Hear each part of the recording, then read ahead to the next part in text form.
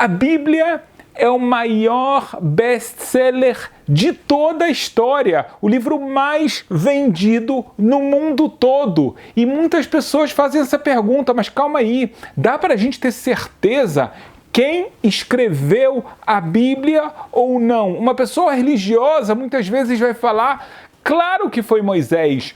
Muitos estudiosos, universitários, o que se chamam de cientistas também falam, não, óbvio que não, claramente não foi ele. Como eu falei, será que a gente pode ter alguma resposta clara? Tem alguma coisa que mostra pra gente qual a origem verdadeira da Bíblia? Eu não tenho a menor dúvida que há. E eu posso te dar muitas provas. Hoje eu quero te dar algumas delas. Então vamos lá. É muito importante a gente entender, vamos começar com a teoria, tá? Que algumas pessoas, você sabe que as pessoas gostam de chamar de os estudiosos, que eles falam que, na verdade, a Bíblia foi escrita por vários autores, por causa dos estilos diferentes e etc. Imaginem só que realmente a Bíblia foi escrita por várias pessoas. E os cientistas, estudiosos falam talvez seja cada livro foi uma pessoa diferente, juntou, ou que foram vários textos que foram juntados. Mas veja bem, uma pessoa que ela inventa isso, ela inventa que Deus criou o mundo, mas não só isso, aí ela começa a inventar Avraham, ela fala de Yitzhak, depois fala das matriarcas, conta a história da saída do Egito, Moisés, e junta lenda com verdade, e junto com isso ele bota 613 preceitos.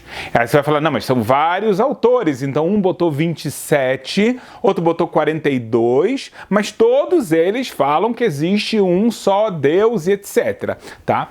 Agora, será que essas pessoas elas iam conseguir viver com a mentira delas? Eu não estou falando aqui de peso na consciência, mas imagina só se a gente tem um cara que vem e mostra para a comunidade onde ele vive que, vejam bem, existe a história de Abraão, ele fez a circuncisão, nós também temos que fazer a circuncisão com 8 dias. Cara, se isso fosse mentira, será que ele e a comunidade dele toda iriam aceitar fazer a circuncisão de cada um dos seus filhos aos 8 dias de vida, sabendo que, muito mais em épocas passadas, isso vai ser difícil, pode mesmo levar à morte de um bebê? Uma pessoa faria isso, te parece? Será que uma pessoa ela se esforçaria tanto para comer os animais que a Torá afirma que são kasher, deixar de comer iguarias, coisas que ele consideraria muito gostosas, porque ele inventou um texto e outra pessoa inventou outra coisa, e agora... E as pessoas que conhecem ele, sabem que ele é meio assim, com problema, ele inventou, ele é o escritor da moda daquela época. Ninguém faria isso, concorda comigo? Em nenhum desses casos que eu falei. Será que ele realmente ia buscar ter uma roupa com as franjas, com tzitzit para fazer? Enfim, são tantas leis, tantos detalhes, que não faz o menor sentido uma pessoa cumprir as suas loucuras, as suas invenções. Imagina só, a autora do Harry Potter, ela agora viver como se ela vivesse lá no castelo de Hogwarts, e ela vai comprar lá uma vassoura para jogar aquele jogo lá, viu? Tô sabendo de alguma coisa do jogo. Não faz o menor sentido. Mas então, você vai me perguntar, ok, mas você tem alguma coisa ainda mais forte para mostrar quem escreveu a Torá? É verdade que eu tenho, como eu falei para você, eu tenho muitas provas. O que eu vou tentar fazer agora é organizar uma parte delas para você. Número 1. Veja bem, algo que é muito importante você entender. Quando a Torá foi entregue, ela foi entregue por Deus a Moshe, a Moisés. Muitas pessoas falam, não, quem escreveu a Torá foi Moisés. Pode ser que tecnicamente, pode ser não, tecnicamente foi Moisés, mas isso foi ditado por Deus, porque Moisés era um profeta. Vocês sabem o que era necessário para ser profeta? Um profeta ou profetisa era uma pessoa com um nível espiritual tão elevado, é uma pessoa tão bondosa, Diz a Kabbalah que essa pessoa, ela não só não mentia, ela nem passava pela cabeça dela falar uma mentira. Não é que chegava para ela, ela tinha talvez um instinto de mentir e aí depois... Não, é uma pessoa além de qualquer dúvida. Só para vocês saberem que até o dia de hoje nós temos pessoas que elas são assim, muito corretas. Não, profetas nós não temos, tá? Mas até hoje nós temos justos e justas nesse nível. O que falar das gerações como Moisés e como Abraão e todos os sábios que vieram depois, Josué e assim por diante. Então, para começar, o próprio Moisés, ele afirma, essa Torá, a Bíblia, é de Deus, não é minha. Ele não quis levar crédito por nada, até porque ele não tinha como levar esse crédito. Eu vou te dar agora 2 motivos que ele não tinha como levar esse crédito para ele. Número 1, existem muitas informações na Torá que Moisés não tinha como falar ele mesmo. Vou te dar 2 exemplos, tá? O primeiro realmente é muito famoso, os animais que a Torá fala que são os animais próprios para o consumo, como a gente chama de kasher. Os sinais de um animal kasher é que ele tem uma pata, ela é completamente fendida e ele é ruminante. Ok, então eu sei que sempre que eu encontrar um animal ruminante com a pata completamente fendida, esse animal é kasher. Então eu vou olhar um boi, uma vaca, vou ver que ele é assim. Vou ver um cordeiro, vou ver que ele é assim. Uma cabra, fantástico. Então tem uma série de animais que a gente consegue ver que eles estão dessa forma. A girafa, ela é assim, ela rumina, ela tem a pata completamente fendida. Legal. Basta parar aqui. Para aqui. Você já falou o que é um animal kasher. A Torá não faz isso. Sabe o que ela faz? Ela te dá animais que, na verdade, famílias, tá? Mas eu já vou explicar isso melhor. Mas ela vai te falar sobre animais que têm um sinal só. E por que ela fala animais têm um sinal só? Para você não pensar que talvez se o animal tem um sinal, aí ele vai ser kasher. Não. Só que ela te exemplifica que animais são assim. Então, quando ela vai exemplificar que animal pode ser que ele que ele não rumina, mas ele tem a pata completamente fendida, diz a Torá, o exemplo da Torá é o porco. Olha só que coisa interessante. Nunca se encontrou um animal que não seja da família do porco, javali, etc., que ele tenha a pata completamente fendida e ele não é ruminante. O próprio Talmud faz essa pergunta, mas Moisés, há 3.300 anos atrás, ele tinha como saber isso? Será que ele visitou o Pantanal, o Amazonas, a Austrália, a Rússia, os Estados Unidos? Para, né, Rabino? Chega. Óbvio que não. Moisés esteve no Egito, né, onde se chama Midian, ele esteve lá na área que a gente chama hoje de a África, a parte norte da África, no Oriente Médio. Em Israel a gente sabe que ele não entrou, foi lá que ele esteve. Então, Moisés, ele não passeou por todo mundo, ele não tinha como saber isso.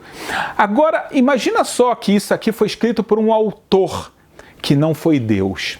Será que esse autor, ele... não? Agora tira Moisés da história. Moisés já falou que não foi ele. Moisés fala, essa Torá é de Deus. Mas agora vamos falar que foi o Joaquim. O Joaquim foi lá, era um sábio da época, escreveu. E ele ia falar, olha só, eu quero uma prova que isso aqui é verdadeiro. Você nunca vai encontrar um animal que não seja da família do porco, que tem a pata completamente fendida e não rumina. Como é que ele ia saber isso naquela época? Ele vai botar em risco a invenção dele por uma coisa completamente desnecessária. Se ele quer inventar uma regra, fala, olha, animal kasher, ele tem pata fendida e rumina. Acabou. Então por que ele vai falar, olha, mas você nunca vai encontrar outro assim? Uau! A mesma coisa com relação aos peixes. Os peixes, para serem kasher, eles têm que ter escama e barbatana. Mas está escrito que todo peixe que tem escama, ele tem barbatana. O contrário, não. Então pergunta o Talmud por que escreveu os dois? Para mostrar que não pode ter sido Moisés, porque Moisés não conhecia todos os rios, todos os lagos, todos os mares em suas profundezas. Será que ele teve em Fernando de Noronha? Ele teve em Eilata, até que ele passou perto, tá? Tem muito peixe lá fantástico. Mas é óbvio que não, ele não teve no Caribe e nas Bahamas. Então Moshe não tinha como conhecer todos os peixes e falar, olha só, vou arriscar. Todo peixe que tem escama tem barbatana. Não tem como fazer isso. Não Moshe e nenhuma outra pessoa. A gente vê que Deus, ele por um lado, ele se mantém oculto, mas ele deixa muito claro as digitais dele na Bíblia. Muito claro. E é por isso que Moisés, por ele nem precisava dessas provas, não só porque ele foi o profeta que recebeu, mas a gente está falando de uma pessoa que chegou a um nível espiritual que a gente não consegue imaginar. E a Torá, nós sabemos, a Bíblia ela foi transmitida de geração em geração. Você sabia que o Maimônides, ele traz todas as gerações, quem transmitiu, quem era o maior sábio da época que transmitiu para esse, até a época dele. Nós temos essa cadeia de uma forma perfeita. E tem mais uma coisa espetacular que é importante você saber. Se a gente fosse falar de uma mentira, a maior mentira de todas que estaria escrita na Bíblia é a revelação divina no Monte Sinai. Por que ela seria uma grande mentira? Porque você fala que no Monte Sinai tinham lá 600 mil homens, estava todo o povo de Israel. E dentro do povo de Israel tinham 600 mil homens de 20 a 60 anos, tá? Quer dizer que você tinha homens com menos de 20 anos, ou seja, a garotada, as crianças, tinham homens com mais de 60 anos e você tinha todas as mulheres de todas as idades. Se você faz uma conta simples, se para cada homem de 20 a 60 anos você tem uma mulher, a gente já chega assim a 1.200.000 pessoas. Se você conta que cada uma dessas famílias tinha 3 filhos, não é como eu que tenho 8, tá? Tinham só 3, eu acho que eles tinham muito mais. Mas se a gente pega 3, você está falando de mais 1.800.000 pessoas. E se você conta agora os idosos, você passa dos 3 milhões de pessoas. Isso numa estimativa muito conservadora. Agora você vai falar, todo mundo vai contar, pessoal, vamos contar agora uma história. Todo mundo vai falar que viu a mesma coisa. Se você pegar 50 pessoas, 20 pessoas, vamos contar uma história, vamos contar na nossa sala de aula, tá na faculdade, vamos contar uma lorota para o nosso professor.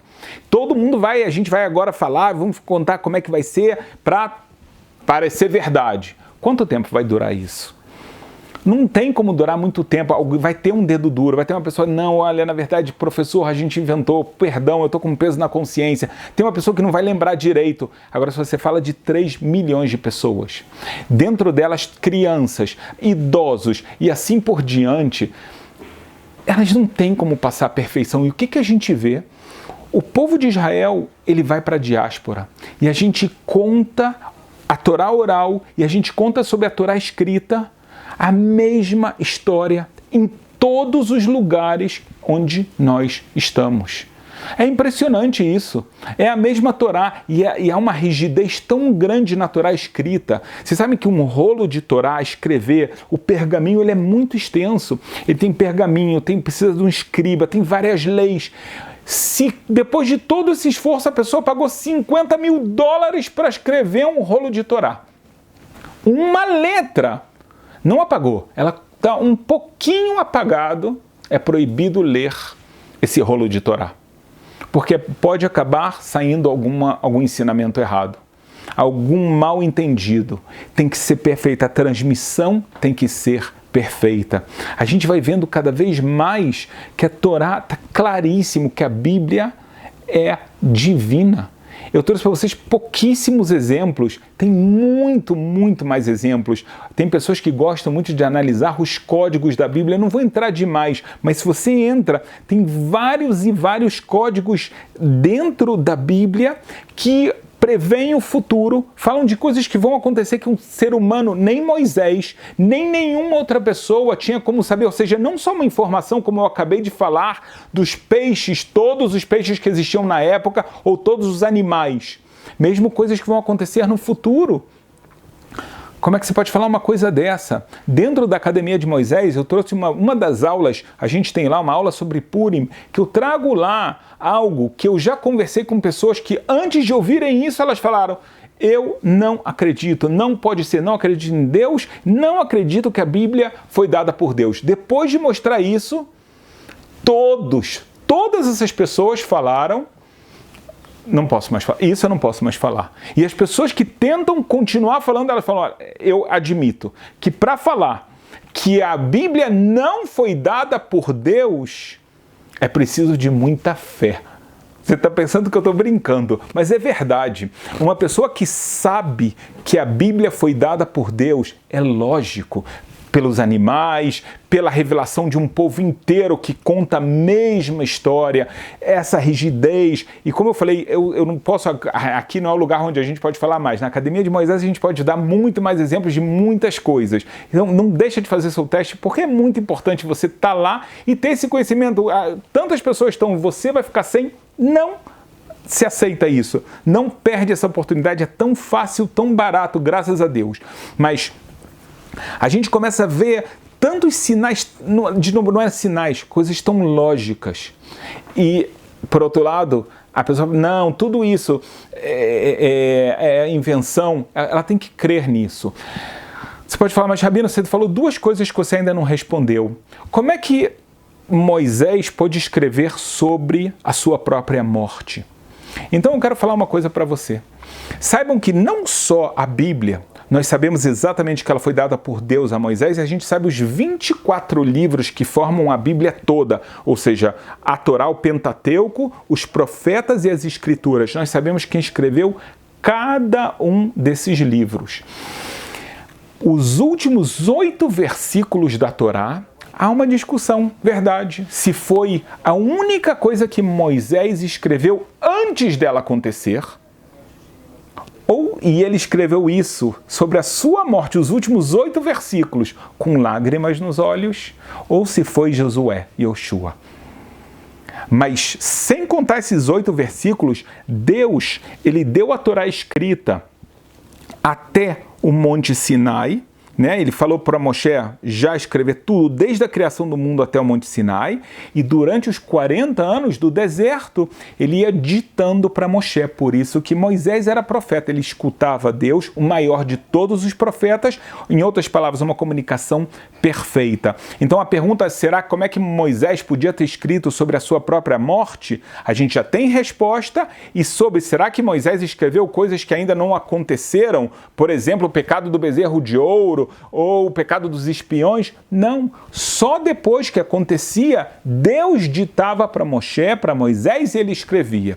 A outra coisa que muitas pessoas falam: mas rabinos, tem, às vezes, os relatos parecem diferentes, ou estilos diferentes. É claro que sim.